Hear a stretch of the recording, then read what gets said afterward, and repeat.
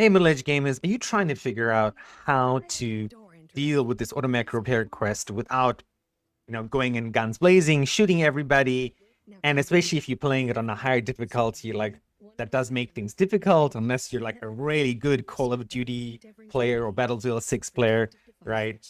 So how this quest works, right? And the easiest way is literally once you get the ID badge that allows you to get into this facility.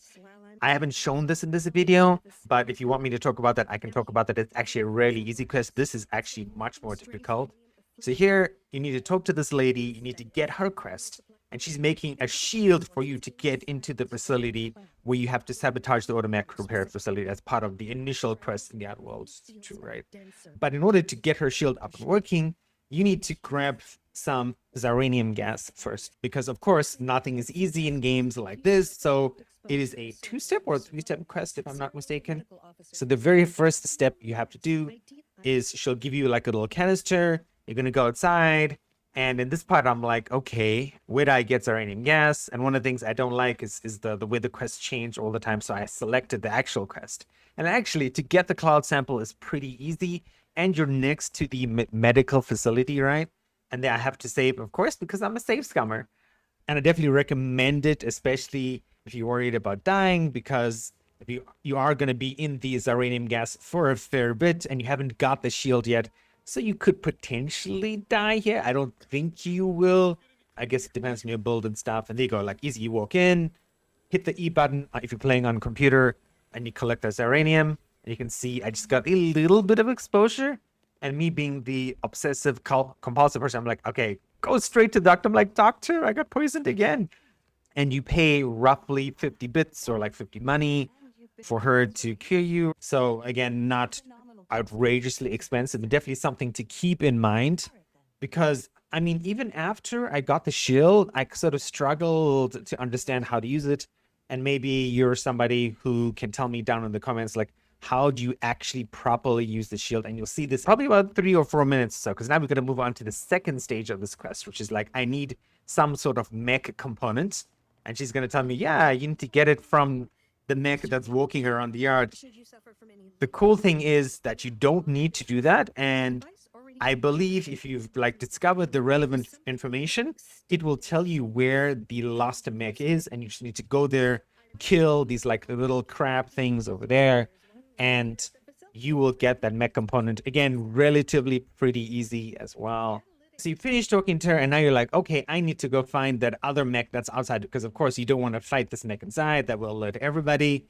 And you find it's the missing dragoon, and you're like, okay, do I want to run all the way outside of the facility? And no, you don't, right? Because if you've done the quest appropriately, you've done the appropriate side quest, you've gotten the gravity boots, which allow you to sort of like double jump and to get up onto the railing, and that allows you to sort of like easily access how to get out of this facility. And then you can see me here trying like, oh yeah, I can just get up here, right? And again, if you haven't done it yet, you can just run outside the facility, right, and run around to this point in order to get that mech component right here. So now you see there's the gigantic crab things, which can be a little bit dangerous when I was fighting them earlier. And here you see me trying to like, okay, can I long range snipe them? But I guess not at that range. I get a little bit of damage and that alerts them. But as I was saying, yeah, I fought these things before. They can be a little bit dangerous. They did, damage your companions. And like with Avowed, if you play that game, your companions can't die permanently, which is wonderful. Thank God they got rid of that mechanic in games. But they can go down. And while in combat, and if they're down, again, it's very similar to Avowed, they're not going to come back and fight for like a little bit of time, right? So you need to sort of revive them yourself if you want them in the battle. And otherwise, you're going to have to sort of end the fight on your own. Again, this is not too difficult because the robot does some amazing fire attacks. And later on in this battle, I got like my first science gun. And again, I'm doing like a science-y build. So I get to use all those cool science weapons. And this thing does a lot of damage. It shoots little acid balls, and you can see it right here. I take out that enemy right with my rifle, and I'm shooting this stuff. I'm like, okay, come at me, crab thing. I used to love eating crab. And then reloading, I'm like, oh my god, this rifle is pretty bad. And let's go this.